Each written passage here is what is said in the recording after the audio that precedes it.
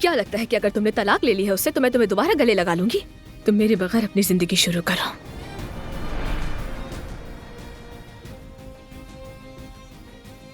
Adnan Damir Khan, मेरी जिंदगी तुम्हारे साथ गुजरे। हम शादी करने वाले हैं। कि हम इस तकरीब वाले मामले पर डिनर में अकेले बैठकर बात करें? मुझे खुशी है कि आपने मेरा इनविटेशन एक्सेप्ट किया। आपकी इस मेहरबानी के जवाब में बतौर शुक्रिया कबूल कीजिए। आज मुझे सपोर्ट करने के लिए आपका शुक्रिया। मैंने आपसे वादा किया है, मैं खुशी खुशी आपकी तवक्कुआत से बढ़कर काम करूंगी। आज की रात बहुत अच्छी गुजरी। Thank you very much.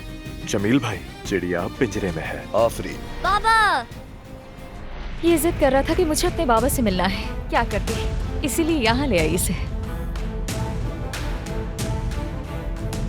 सबको मेरा सलाम हो।